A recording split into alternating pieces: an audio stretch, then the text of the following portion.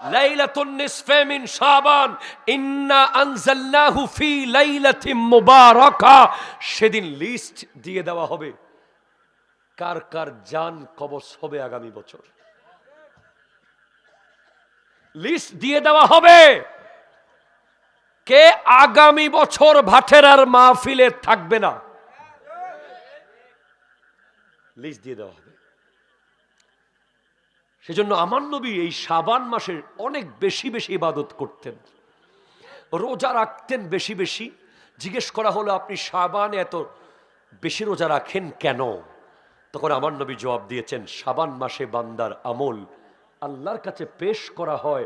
আমি চাই যে আমার আমল নামা যখন পেশ হবে আমি রোজাদার অবস্থায় থাকি, হয়তো আমি সেহরিতে অথবা ইফতারে। ওই রাত, যেই রাত লাইলাতুন নিসফে মিন শাবান, সেই রাতে বনি কালব গোত্রের মেষের ছাগলের ক্যাশ পরিমাণ বান্দাকে আল্লাহ মাফ করে দেবে। সাবধান মুসলমান, 2024 চলে গেছে। একটা বছর যখন যায় 3,15,00,000 সেকেন্ড জীবন থেকে চলে যায়। আপনি কিয়ামত পর্যন্ত চেষ্টা করেও 2024-এর সেই শবে বরাত যখন আমি এসেছিলাম আপনি আর কোনোদিন ফেরত আনতে পারবেন না।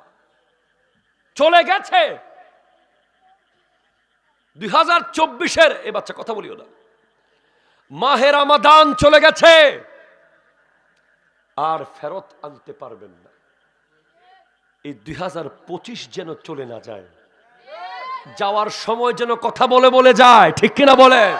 হুট করে রোজা শুরু হলো, পরের দিন ঈদ হয়ে গেল, আপনি বুঝতেই পারলেন না কি রোজা আপনি রাখলেন, কি সেহরি আপনি করলেন, কি তারাবি আপনি পড়লেন, কি তিলাওয়াত আপনি করলেন।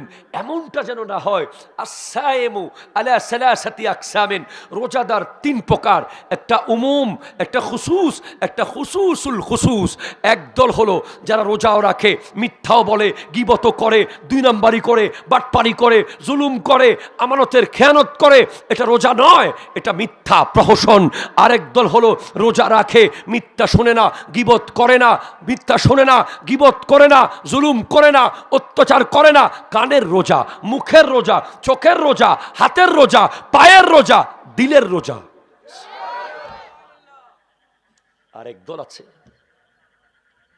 যারা 1 মাস প্রস্তুতি নিবে, টোটাল অ্যাপ্রোপ্রিয়েট,